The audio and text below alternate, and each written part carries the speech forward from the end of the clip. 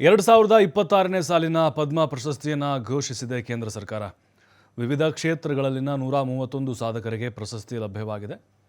5 ಪದ್ಮ ವಿಭೂಷಣ, 13 ಜನರಿಗೆ ಪದ್ಮಭೂಷಣ, 113 ಜನರಿಗೆ ಪದ್ಮಶ್ರೀ ಪ್ರಶಸ್ತಿಯನ್ನು ಘೋಷಣೆ ಮಾಡಲಾಗಿದೆ.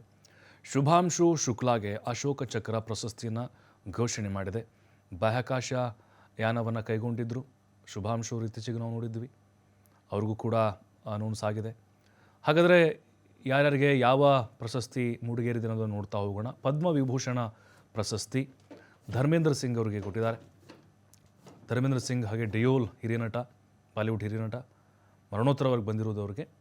ಹಾಗೆ VS ಅಚ್ಯುತಾನಂದ್ ಅವರು ಕೇರಳದ ಮಾಜಿ ಮುಖ್ಯಮಂತ್ರಿಯವರು, ಇವ್ರಿಗೂ ಕೂಡ ಮರಣೋತ್ತರವಾಗಿ ಬರ್ತಾ ಇದೆ. N ರಾಜಂ ಶಾಸ್ತ್ರೀಯ ಪಿಟೀಲು ವಾದಕರಿವರು. ಹಾಗೆ KT ಥಾಮಸ್ ಸುಪ್ರೀಂ ಕೋರ್ಟ್ನ ಮಾಜಿ ನ್ಯಾಯಾಧೀಶರಾಗಿದ್ದಾರೆ. P ನಾರಾಯಣನ್ ಬರಹಗಾರರಾಗಿದ್ದಾರೆ, ಇವ್ರಿಗೂ ಕೂಡ ಆ ಒಂದು ಪ್ರಶಸ್ತಿ ಲಭ್ಯ ಆಗಿದೆ. ಇನ್ನು ಪದ್ಮಭೂಷಣ ಪ್ರಶಸ್ತಿ ಶತಾವಧಾನಿ R ಗಣೇಶ್ ಅವರು, ಇವರಿಗೆ ಕಲೆ ವಿಭಾಗದಲ್ಲಿ ಬಂದಿದೆ. ಮತ್ತು ಕೇರಳದ ಮಮ್ಮೂಟಿದಾರ್ ನೋಡಿ, ಇವರು ಕಲೆ ಅದ್ಭುತವಾದಂಥ ಒಬ್ಬ ಕಲಾವಿದ ಅವರು, ಅವ್ರಿಗೂ ಕೂಡ ಬಂದಿದೆ. ವಿಜಯ್ ಅಮೃತರಾಜ್ ಕ್ರೀಡೆಯಲ್ಲಿ ಬಂದಿದೆ. ಶಿಬು ಸೋರೆನ್ ಮರಣೋತ್ತರವಾಗಿ ಬಂದಿದೆ. ಇನ್ನು ಸಾರ್ವಜನಿಕ ವ್ಯವಹಾರಗಳಿಗೆ ಅವ್ರಿಗೂ ಬಂದಿದೆ. ಪದ್ಮಶ್ರೀ ಪ್ರಶಸ್ತಿ ಹರ್ಮನ್ ಪ್ರೀತ್ ಕೌರ್, ನಮ್ಮ ಭಾರತದ ಹೆಮ್ಮೆಯ ಆಟಗಾರ್ತಿ. ಹಾಗೆ ನಮ್ಮ ರೋಹಿತ್ ಶರ್ಮಾ ಅವ್ರಿಗೂ ಕೂಡ ಈ ಪ್ರಶಸ್ತಿ ಬಂದಿದೆ, ಅಂದರೆ ಪದ್ಮಶ್ರೀ ಪ್ರಶಸ್ತಿ ಬಂದಿದೆ. ಅಂದರೆ ಕ್ರೀಡಾ ವಿಭಾಗದಲ್ಲಿ ಅವರಿಗೆ ಬಂದಿರೋದು. ಕೇಂದ್ರ ಸರ್ಕಾರ ಈಗ ಈ ಎಲ್ಲ 113 ಜನರಿಗೆ ಪದ್ಮಶ್ರೀ ಪ್ರಶಸ್ತಿಯನ್ನು ಘೋಷಣೆ ಮಾಡಿದೆ. ಪದ್ಮಶ್ರೀ, ಪದ್ಮಭೂಷಣ, ಪದ್ಮವಿಭೂಷಣ ಈ ಪ್ರಶಸ್ತಿಗಳು.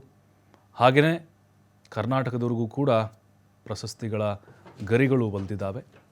ವಿವಿಧ ಕ್ಷೇತ್ರಗಳಲ್ಲಿ ಸಾಹಿತ್ಯ ಆಗಿರ್ಬೋದು, ಕ್ರೀಡೆ ಆಗಿರ್ಬೋದು, ಸಾಮಾಜಿಕ ಸೇವೆ ಆಗಿರಬಹುದು, ಸಿನಿಮಾ, ಎಲ್ಲ ಕ್ಷೇತ್ರಗಳನ್ನು ಕೂಡ ಯಾರ್ಯಾರೆಲ್ಲ ಅದರಲ್ಲಿ ತಮ್ಮದೇ ಆದಂಥ ಛಾಪನ್ನು ಮೂಡಿಸಿರ್ತಾರೋ ಅಂಥವ್ರನ್ನ ಗುರುತಿಸಿ ಈ ಒಂದು ಪ್ರಶಸ್ತಿಯನ್ನು ಕೂಡ ಮಾಡಲಾಗ್ತಾ ಇದೆ. ಕರ್ನಾಟಕದ 8 ಮಂದಿಗೆ ಪದ್ಮ ಗೌರವ ಸಂದಿದೆ.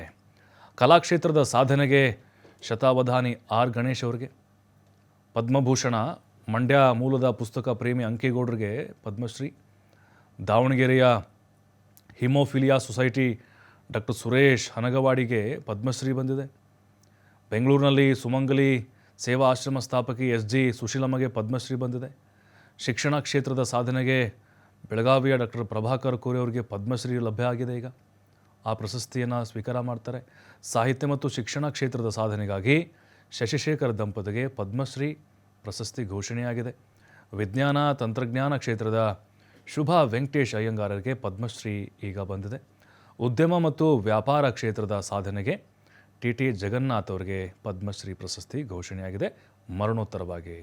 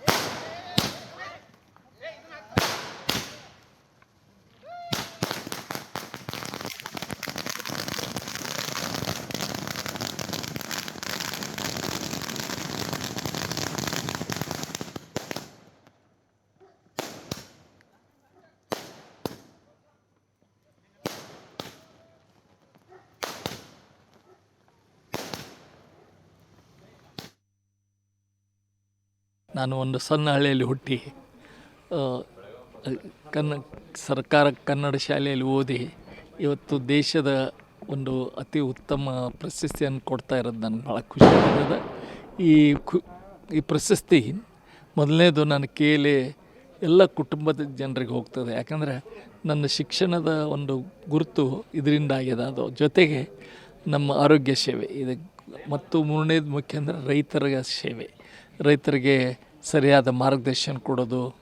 ಉದಾಹರಣೆ KVK ಅನ್ಬೋದು, ಅಥವಾ ವಿಶ್ವವಿದ್ಯಾಲಯ, ಕೃಷಿ ವಿಶ್ವವಿದ್ಯಾಲಯ ಪ್ರಾರಂಭ ಮಾಡಿದ್ದು, ಇದೆಲ್ಲ ಅವ್ರಿಗೆ ಶ್ರೇಯಸ್ಸು ಹೋಗ್ತದೆ.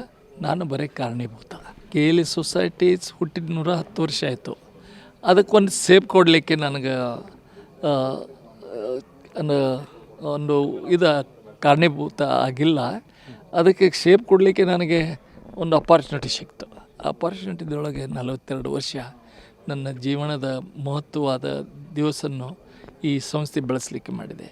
ಇದಕ್ಕೆ ನನಗೆ ಜೊತೆಗೆ ಬಹಳಷ್ಟು, ಈಗ ನೋಡಿ ಡಾಕ್ಟರ್ ರಾಜಶೇಖರ್ ನನಗಿಂತ ಮೊದಲು ಇಲ್ಲಿದ್ದರು, ಇಲ್ಲಿ ನಮ್ಮ ಮೆಡಿಕಲ್ ಕಾಲೇಜ್.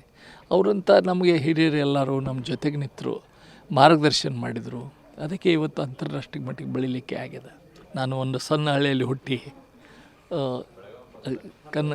ಸರ್ಕಾರ ಕನ್ನಡ ಶಾಲೆಯಲ್ಲಿ ಓದಿ ಇವತ್ತು ದೇಶದ ಒಂದು ಅತಿ ಉತ್ತಮ ಪ್ರಶಸ್ತಿಯನ್ನು ಕೊಡ್ತಾ ಇರೋದು ನನಗೆ ಭಾಳ ಖುಷಿ ಆಗಿದೆ.